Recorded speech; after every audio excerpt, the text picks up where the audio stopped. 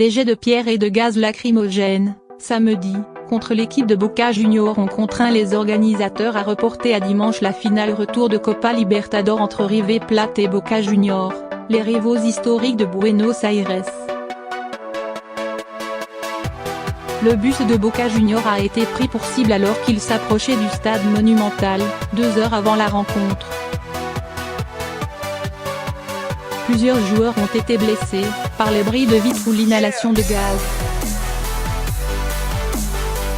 Selon des images de télévision de chaînes sportives, le véhicule est entré dans le stade avec plusieurs vitres latérales brisées. Les joueurs en sont descendus en toussant et les yeux larmoyants sous l'effet des gaz.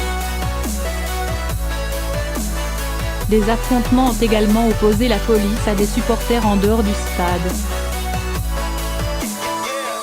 Après avoir retardé la rencontre à 2 reprises, la Confédération sud-américaine de football, CONMEBOL, a fixé à dimanche à 21 h le dénouement de la principale compétition de clubs du continent, à l'issue de plusieurs réunions avec les dirigeants des 2 clubs, parfois en présence du président de la FIFA, Gianni Infantino.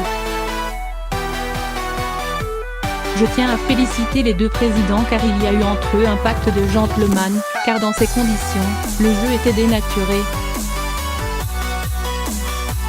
L'un ne peut pas jouer et l'autre ne veut pas jouer contre un adversaire qui n'est pas en condition, a déclaré le président de la CONMEBOL, Alejandro Domínguez.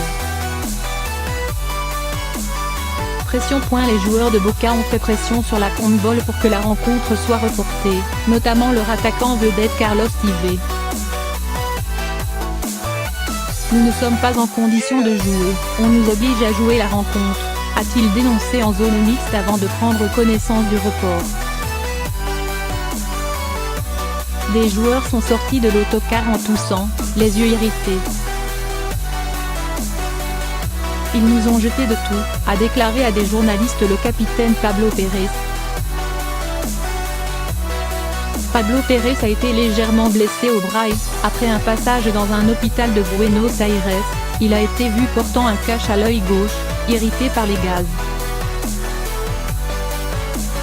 Un ex-dirigeant de Boca, Juan Carlos Crespi, a précisé aux journalistes que la police avait été débordée face au vandalisme et a dû disperser les supporters de River avec des gaz lacrymogènes, qui en raison du vent et des fenêtres cassées ont pénétré dans l'autocar. Samedi pendant plusieurs heures, les plus de 60 000 spectateurs déjà installés dans le stade Monumental ont attendu le verdict de l'instance sud-américaine. Ils ont patienté dans le calme, en entonnant des chants. Lamentable, indignés, plusieurs figures du football ont exprimé leur ras-le-bol. On allait voir le match avec mes enfants, devoir vivre un spectacle aussi désagréable. Quand cela va s'arrêter, a réagi l'ancien international argentin Gabriel Batistuta. Ce qui se passe dans mon pays est lamentable, tout est sens dessus-dessous.